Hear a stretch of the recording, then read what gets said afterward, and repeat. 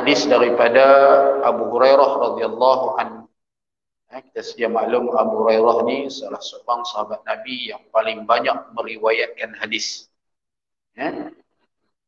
Dia adalah ahli suffah yang duduk di masjid Nabi.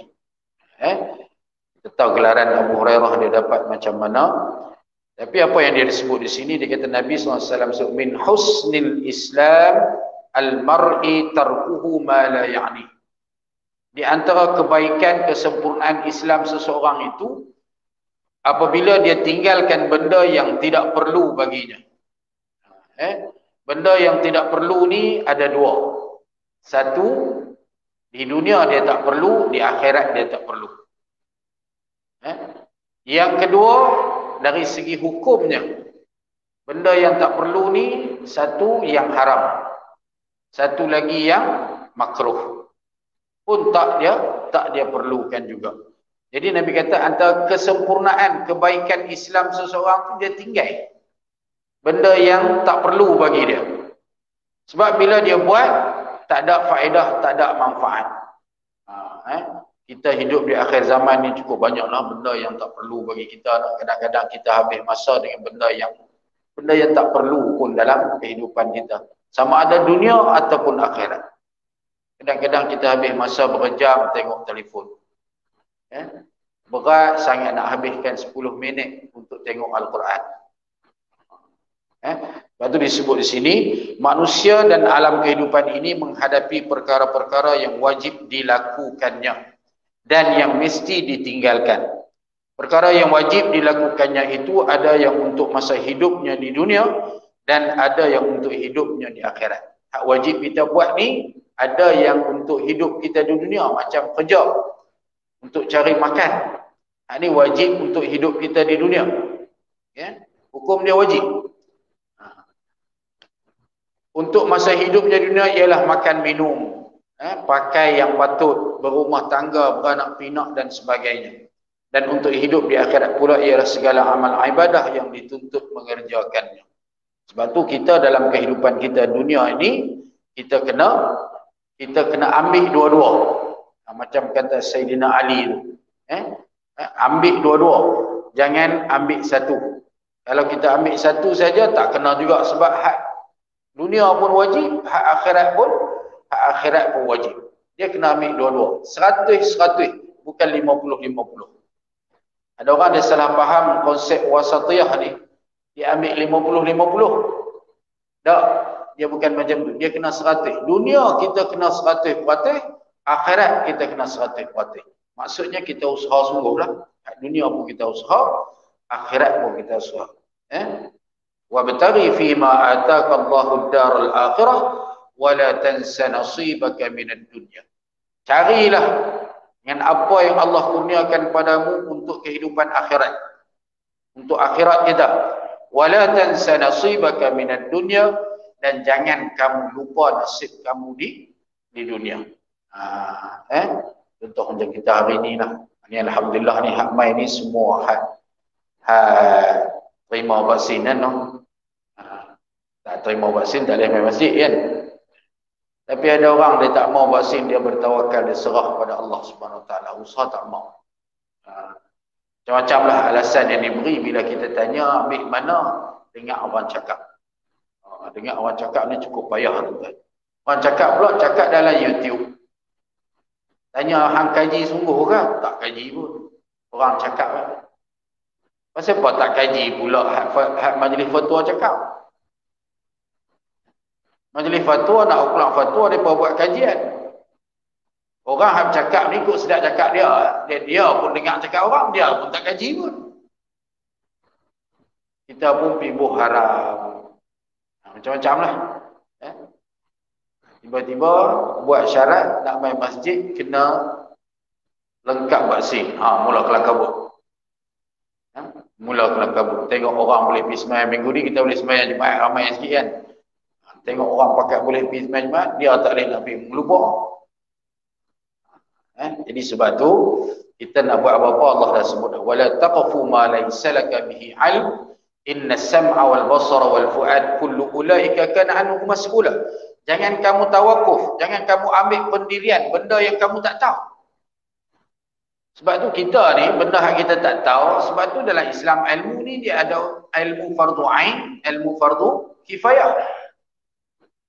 Ini termasuk ilmu fardu kifayah lah ni.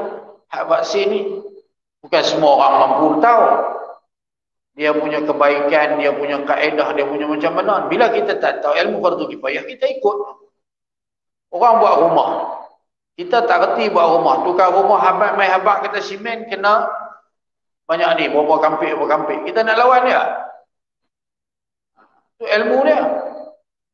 Jangan ada dengar sekarang, oh dia ini tak boleh, dia pakai simen banyak sehari, rugi kita. Kita pun ambil boh sikit, runtuh habis rumah. Sebab tu ilmu fardu kifayah kita serah pada yang ahli, yang pakar.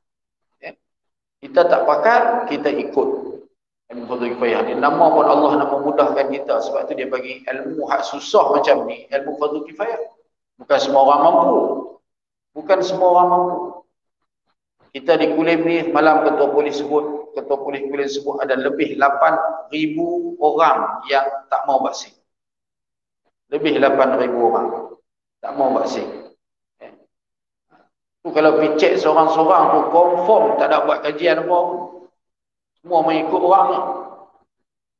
Semua mengikut orang.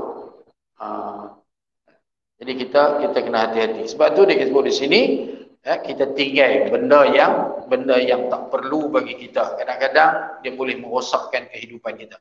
Adapun perkara yang mesti ditinggalkan ialah segala perkara yang tidak meluputkan dia dari mendapat pahala atau faedah. Kalau kita tinggal benda tu tak menghalang kita ataupun kita tak rugi, tak dapat pahala apa. Maksud dia macam tu. Dan tidak pula mendatangkan sebarang mudarat kepadanya jika ia tidak melakukannya. Kita tinggal benda yang kalau kita tinggal pun tak rugi pahala kita.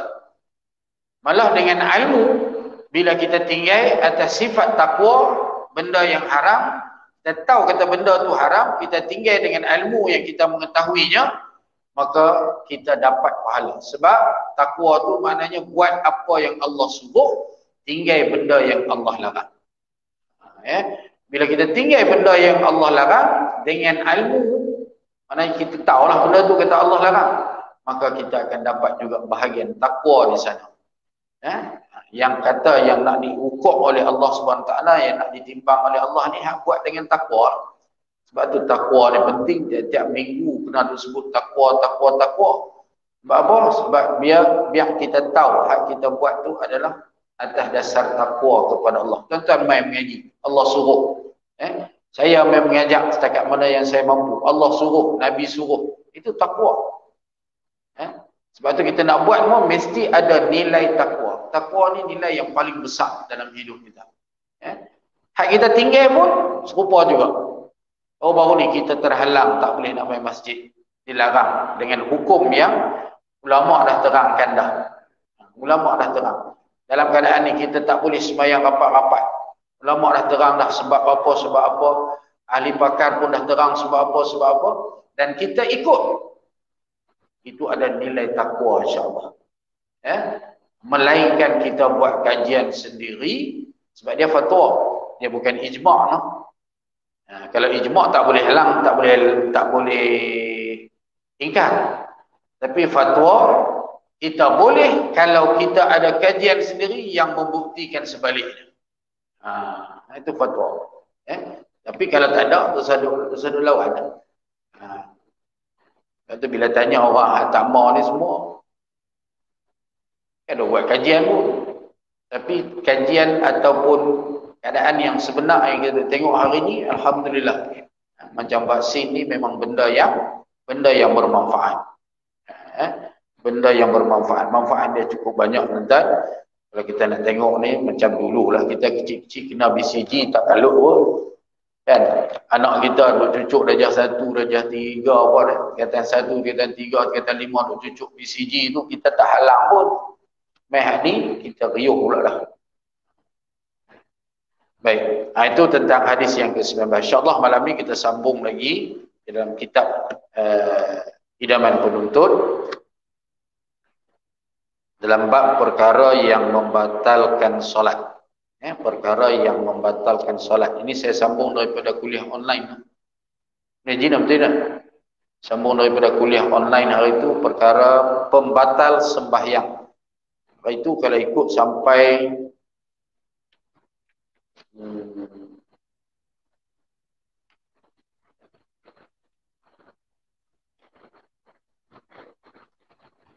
pembatal sembahyang. Saya ulang sikit lah kalau ikut hari itu sampai pada perkara yang kedua. Yang kedua maksud dia melakukan perbuatan yang banyak berturut-turut. Saya tak pasti yang Rumi muka surat berapa. Muka surat berapa?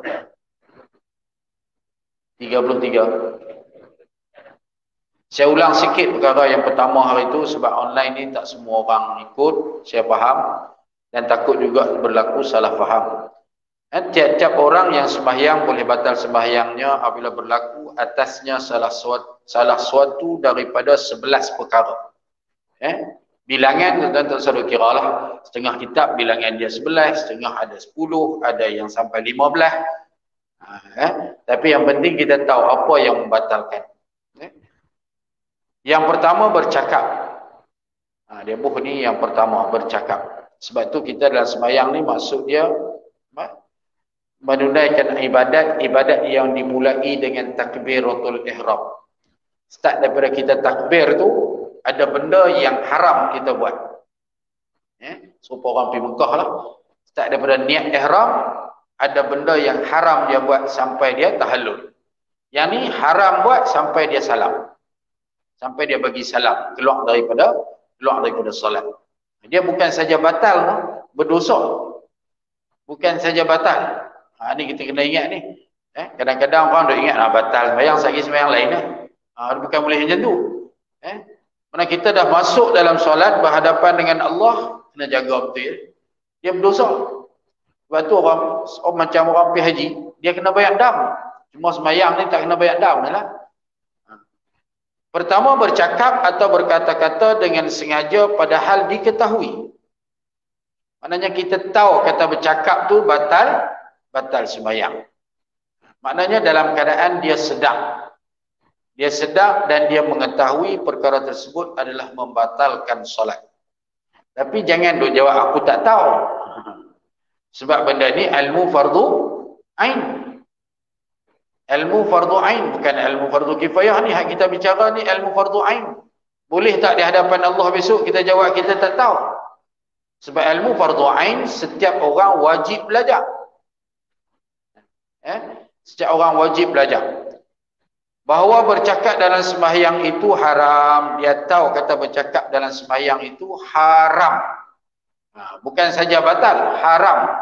Berdosa. Haram maksud dia apa? Buat berdosa, tinggal dapat pahala. Bercakap hak lagu mana? Bercakap benda-benda yang di luar daripada solat. Selain daripada zikir dan doa. Sekalipun kata-katanya itu tidak memberi faham apa-apa.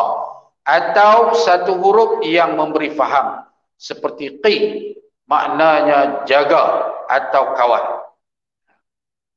Hak batal ini, bila kita eja jadi 2 huruf. Eja jadi 2 huruf. Kebanyakan paling kurang pun hak keluar suara ni paling kurang 2 huruf lah. Hak satu huruf ni macam dia bagi contoh lah. Bahasa kita orang Kedah pun ada pi. Kan? Kalau bahasa Melayu ni payah nak cari hak satu huruf ni. Bahasa Arab ada qi, qaf, kasrah, tu maknanya hati-hati, jaga-jaga. Tengok orang nak langkah longkang ke, takut jatuh, orang buta ke, disebut qi. Ada maksud batal sembahyang. Tapi ada kaedah dia dalam bab yang lain, yang ni benda yang kita wajib sebut untuk menjaga keselamatan terutamanya orang buta. Tengok sini nanti dia ada huraian dia insya-Allah. Baik. Saya baca laju sebab ni kuliah dulu dah sebut dah ni. Demikian juga berdehem. Ini paling banyak kali. Ini paling banyak. Tak tahu sebab apa. Mungkin jadi tabiat. Mungkin tak tahu. Mungkin tak mengaji. Ya? Berdehem kita semua tahu. Cuba ejak berapa huruf. Berapa huruf?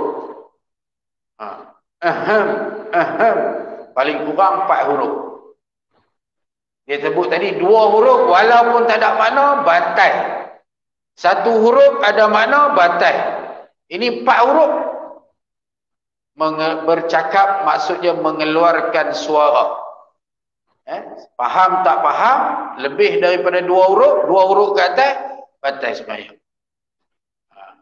Berdehem ni perlu tak perlu dalam sembahyang? Tak perlu.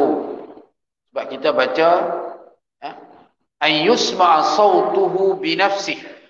Kamu mendengarkan suaramu untuk dirimu sendiri.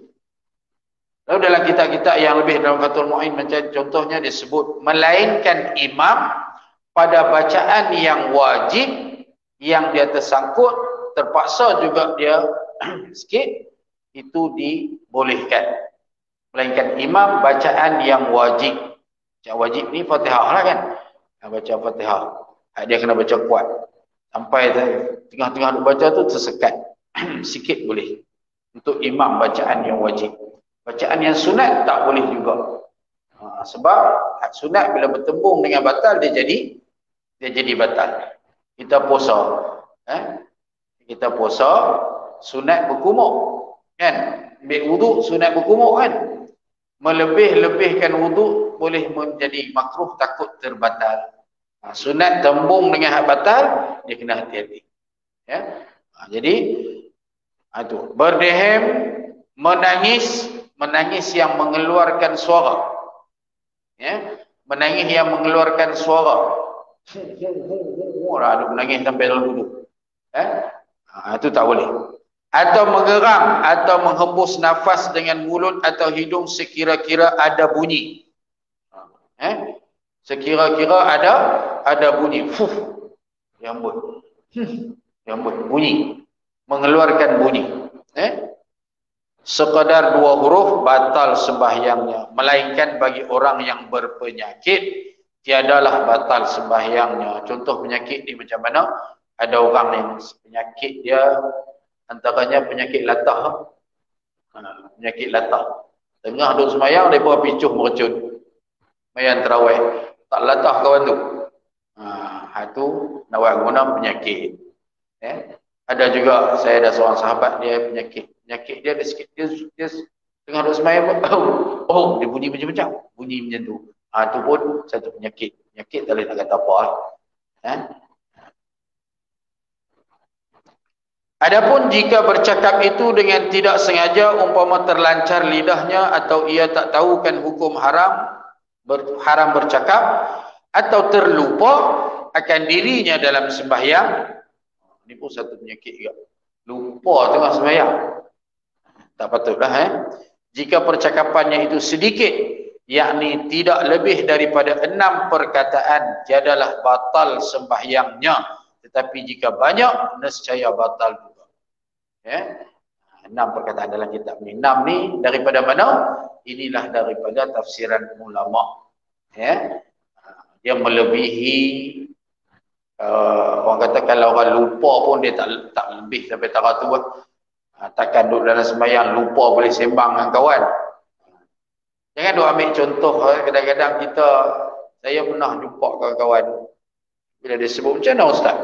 Saya pergi Mekah tengok Tok Arab boleh jawab telefon. Arab boleh jawab telefon. Jangan duk tengok pada, macam saya selalu sebut, jangan duk tengok pada orang. Kita mengaji dengan ilmu. Jangan tengok, oh dia boleh Ustaz. Kita jangan tengok pada orang. Kita mengaji, ikut hak kita mengaji. Ikut hak kita mengaji. Itu paling selamat. Itu yang pertama. Yang kedua, melakukan perbuatan yang banyak berturut-turut seperti melangkah 3 langkah berturut-turut sama ada sengaja atau terlupa, batallah sembahyangnya. Tapi jika perbuatan itu sedikit, tidak dengan tujuan bermain-main, tiadalah batal. Ini melakukan perbuatan yang banyak berturut-turut. Ni hak selalu kita duk ikut orang. Tengok pergi Mekah, pergi umrah, pergi haji, tengok Tok Arab, habis tentang Berbetul serban lah. Dia ambil handphone jawab pun boleh. Kita pun tengok macam tu, kita pun buat. Sebab apa? Sebab dia tu Arab. Kita mengaji lagu lain. Maknanya kita tahu perbuatan bergerak banyak, berturut-turut batai. Tiba-tiba kita pergi ikut orang batai. Sebab kita dah tahu. Yang tak tahu ni masalah lain. Kita dah mengaji daripada kecil dulu dah abang dah. Anggota besar, anggota utama. Tak boleh bergerak 3 kali berturut-turut. Jangan ikut orang. Lagi satu, lalu dia jadi kepala ni dia masuk dalam anggota besar.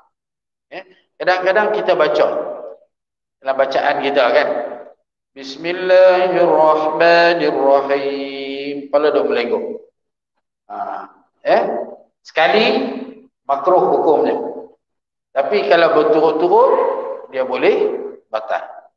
Ini kadang-kadang imam pun banyak kan. Imam pun banyak. Kalau orang tua-tua dulu, mereka hati-hati. Bila nak pilih imam antara bantahan yang mereka buat. Saya ingat lagi di kampung saya. Bila nak dipilih seorang imam, sebab dia jenis orang Melayu, orang kita panggil Melayu. Dia baca, dia duduk macam ni. Dia baca sedap, tapi dia duduk macam ni. Antara bantahan orang sebab tu tak lantik, tak boleh dia jadi imam. Sebab apa? Sebab kita dah tahu lah. Itu pergerakan yang banyak. Jadi kena hati-hati. Sama ada perbuatan yang banyak itu sama ada dari satu anggota atau dari berbilang anggota. Seperti gerak kepala dan 2 tangan sekali. Demikian juga melompat. Melompat ni bila kita melompat, berapa anggota utama terlibat. Sebab tu bila melompat, dia kira batai. Walaupun lompat sekali. Sebab kepala pun bergerak, tangan bergerak, kaki bergerak. Jadi melompat ni, dia kira semua sekali. Melompat yang kuat, maknanya terangkatlah sama macam perbuatan yang banyak. Sebab semua anggota kita bergerak. Maksud menggerakkan anggota di sini ialah anggota yang berat. Seperti tangan dan kaki. Adapun anggota yang ringan seperti menggerakkan jari, lidah, kelopak mata, bibir mulut, zakar, walaupun beberapa kali digerakkan berturut-turut, tiadalah batal sembahyangnya. Kerana iaitu serupa macam perbuatan yang sedikit. Gerak anggota nak garu sikit. Tapi dia masuk dalam bab makruh kalau tanpa keperluan. Masuk dalam bab makruh kalau tak perlu. Nak garu tak apalah. Garu tu perlu kan. Gatai tu pun boleh mengganggu khusyuk juga. Kalau tak garu, kerja duk tahan tu, duk ingat tu je lah. Jadi kita garu sikit. Tak apa. Tapi sebab tu dalam mazhab Syafi'i, kita dah sebut dah hari tu, bila kita jari kita duk tunjuk tahiyat tu, yang bergerak-gerak tu, dalam mazhab Syafi'i hukumnya makruh. Sebab apa? Mengganggu khusyuk. Mengganggu khusyuk. Benda yang mengganggu khusyuk tu, dia boleh hukum makruh. Dia tak sampai batal. Jadi walaupun benda sikit, kecil, tapi anggota kecil, anggota ringan, tetapi kalau tak perlu, dia makruh. Tak perlu buat. Duduk saja-saja, tak ada gatai apa, duduk garu apa. Tak payah. Dimaafkan perbuatan yang banyak dalam sembahyang syiddatul khauf. Sembahyang dan ketika kita dalam keadaan sangat takut. Maknanya orang sembahyang dalam perang. Itu boleh. Dan sembahyang sunat dalam perjalanan di atas belakang unta, belakang kuda, dalam kereta atau dalam kapal terbang atau sebagainya. Yang ni nak buat macam mana? Itu dibenarkan walaupun pergerakan dia banyak.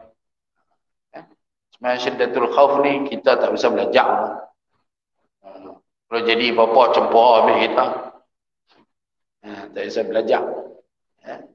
Dia ada kaedah dia sembahyang syiddatul khauf ni, sembahyang dalam perang ni, dia boleh bergiliang-giliang dan dia boleh dalam keadaan tertentu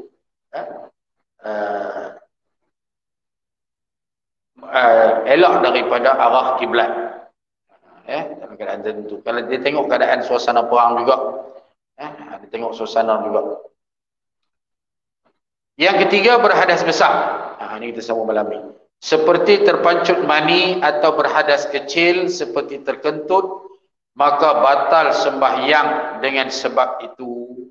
Maknanya berhadas. Besar ke kecil ke, batal sembahyang. Batal sembahyang. Sekalipun orang itu sembahyang dengan sebab tiada air. Sembahyang sebab tak ada air, sembahyang sebab tak ada debu, maknanya dia sembahyang untuk menghormati waktu, tapi dia berhadas, tengah sembahyang dia berhadas, tetap sembahyang tu batal. Maknanya dia kena ulang. Dia kena ulang. Walaupun dia tak ambil wuduk, memang tak ambil wuduk pun tak ada air. Kemudian nak tayamum pun tak ada. Tak boleh. Jadi dia sembahyang sekadar menghormati waktu. Walaupun dia sembahyang menghormati waktu, tapi kalau dia berhadas, tak kira lah hadas besar ataupun hadas kecil, sembahyang tu tetap terbatal. Tiada air, tiada tanah yang disebut faqidut tahurain, iaitu orang yang sembahyang kerana menghormatkan waktu, batal dengan sebab berhadas padahal sembahyangnya itu wajib qada. Demikian juga orang yang sentiasa berhadas. Orang yang sentiasa berhadas ni macam orang besak. Orang besak, tahu kan orang besak? Dia kencing dia tak lawai. Ada cara untuk dia kena ambil air sembahyang dalam bila dah masuk waktu, habis saja ambil sembahyang, terus sembahyang. Tiba-tiba dia berhadas dengan sebab lain. Dia besak tu hak kencing, kan? Tiba-tiba dia berhadas dengan sebab lain, iaitu kentut, batal sembahyang dia. Itu maksud dia. Seperti orang biasa, batal sembahyangnya bila datang hadas yang lain daripada hadasnya yang ada, padahal ia sedang sembahyang. Orang apa orang panggil apa? Karung hadut kencing tu pun, dia pun tak sedang bila dia kencing kan, tak terasa. Tiba-tiba tengah dia duduk sembahyang, dia kentut. Kentut maknanya hadas disebabkan kentut, maka dia batal sembahyang dia. Dia batal sembahyang macam tu. Baik. Yang keempat, kena najis. Najis ni benda yang berat. Najis benda yang berat. Dia cuma ada satu benda saja yang dimaafkan. Najis ni. Najis yang dimaafkan. Kena najis yang tiada dimaafkan pada badannya atau pakaiannya atau dalam lubang hidungnya. Maksudnya dirinya. Badan, pakaian, lubang hidung atau lubang mulut, dalam telinga atau dalam matanya, kerana soal najis ini berat dan itu wajib dibasuh sekalipun dalam lubang hidung dan seumpamanya. Najis dia tak boleh kena najis pada badan dan pakaian. Jadi hal ni tuan-tuan banyak kes juga. Kadang-kadang kita pi dalam satu benda ataupun orang kata tempat yang orang ramai, himpunan yang besar dan sebagainya. Macam mana kita nak sembahyang sedangkan kita pakai kasut? Kan? Kita pakai, bila sebut pakai, dia mesti bersih daripada najis. Bila sebut pakai.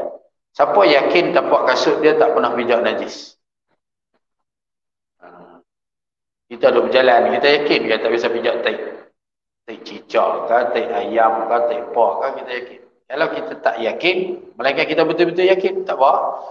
Memang tak ada najis. Ataupun kita pergi basuh ke, tapak kasut. Bolehlah pakai, tak ada masalah. Tapi kalau kita tak yakin, cara dia kita buka kasut, pijak atas kasut. Duduk tengah tar panas kan. Kalau tak pakai, tak boleh berdiri. Buka kasut tu, pijak atas kasut. Dia tak jadi pakaian. Dia jadi apa? Dia jadi sejadah. Dia jadi macam sejadah. Bawah sejadah tu ada tai cicak, kita sujud. Sah tak? Sah.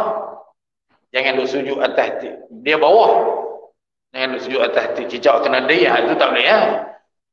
Jadi, ini banyaklah kadang-kadang saya pun kita duk ikut mana-mana himpunan ataupun kita pergi sembahyang jenazah.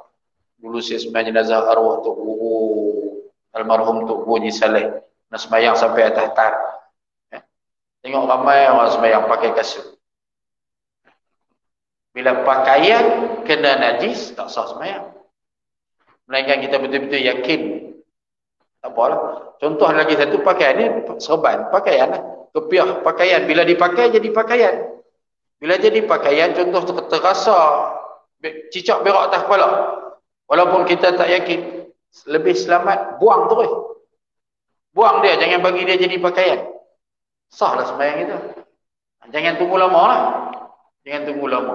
Kita sujud orang pakai ridak ni, sujud atas dia. Dahi kita sujud atas dia. Kita tak boleh sujud atas pakaian. Sujud atas pakaian batal. Jadi cara nak buat, buang dia. Maknanya jangan jadikan dia sebagai pakaian. Jadi selamat kita. Jadi hak najis tadi ni. Jadi benda najis ni benda besar. Jika jatuh najis yang kering atas anggotanya atau kainnya, ia pun kibaskan cepat-cepat sebelum lalu masa tamakninah, tiadalah batal sembahyang. Kena buat cepat-cepat kalau kita rasa ada. Macam buang kepiah tadi. Atau jika najis itu basah, jatuh atas songkok atau serban, terus ia campakkan songkok atau serban itu cepat-cepat sebelum lalu masa tamakninah, pun tiada batal sembahyangnya. Masa tamakninah ni maksudnya berhenti sekejap, membezakan macam kita rukuk sujud lah.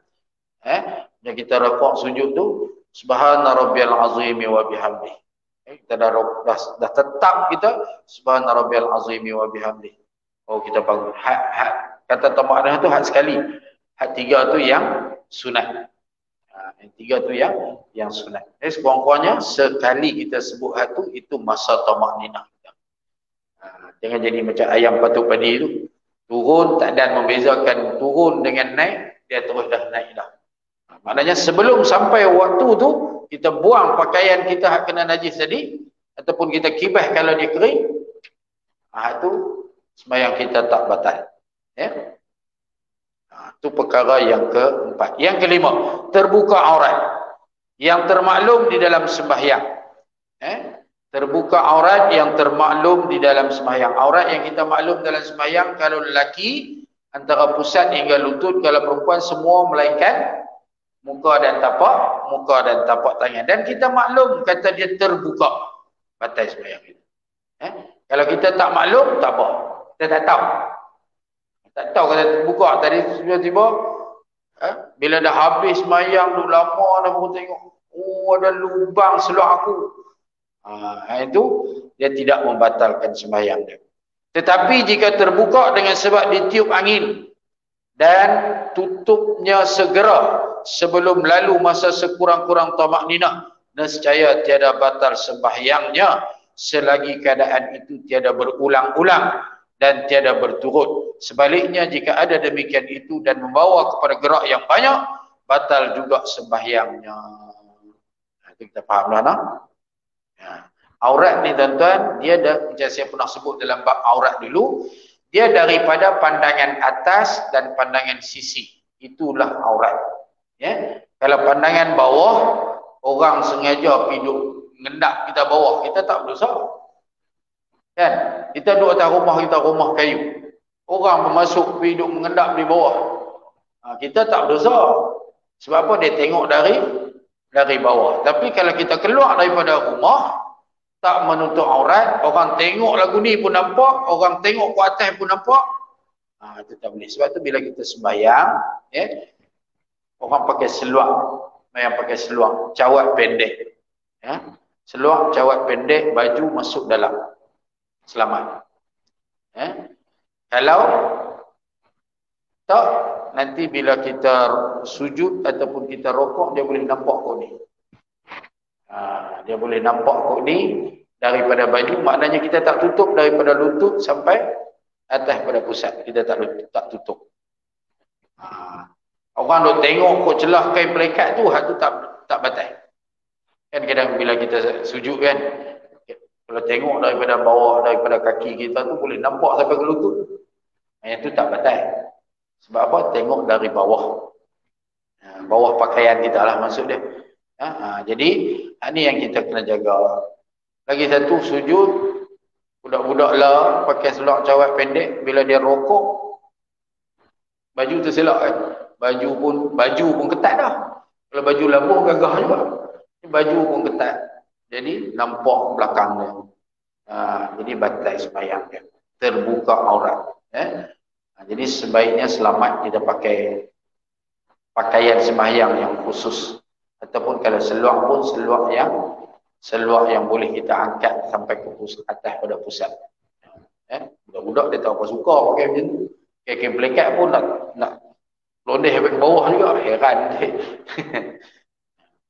Sebab dia ada kaitan dengan sembahyang. Itu yang kita kena jaga. Jadi terbuka aurat.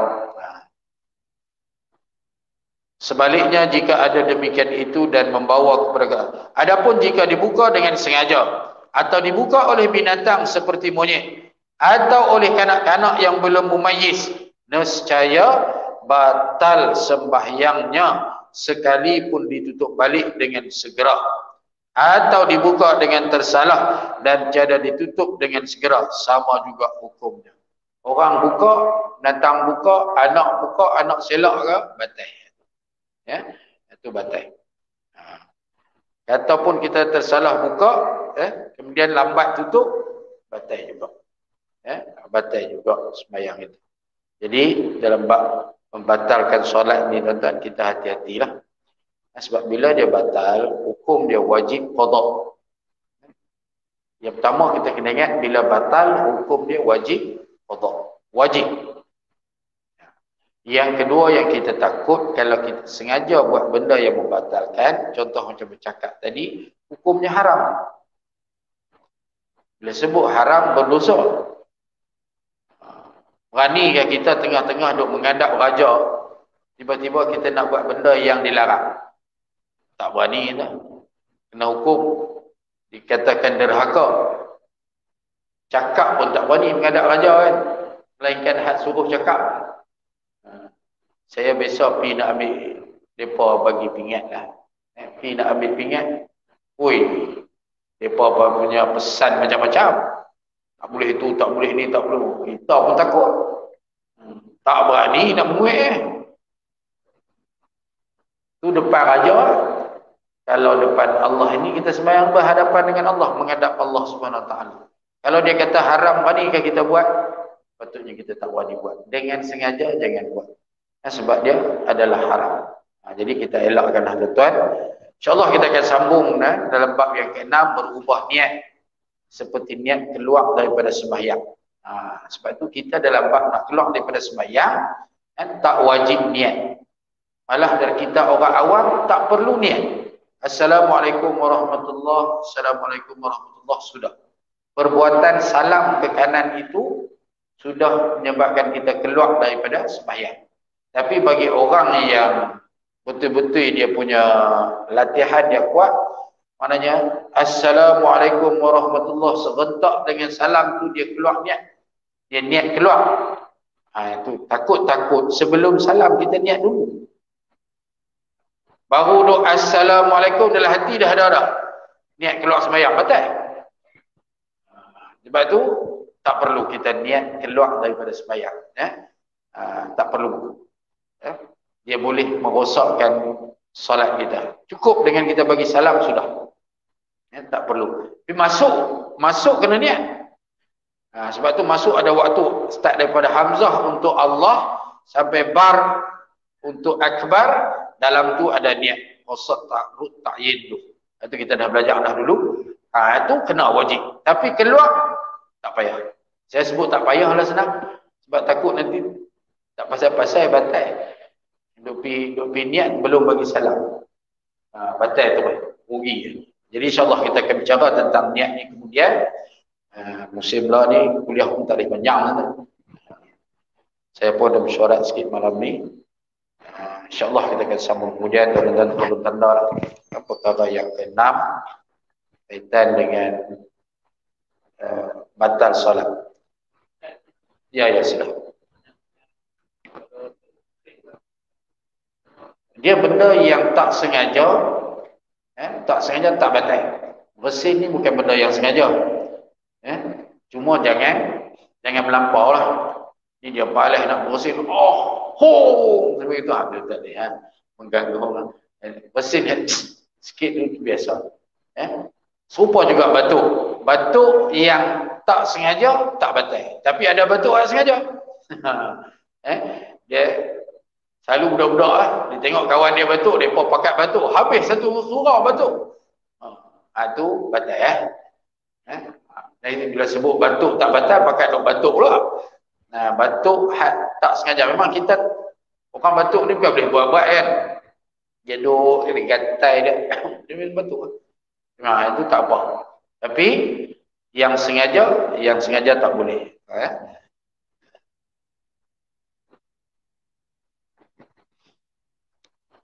Sebab tu sebut tadi berdehem tu saya tanya tu perlu ke tak?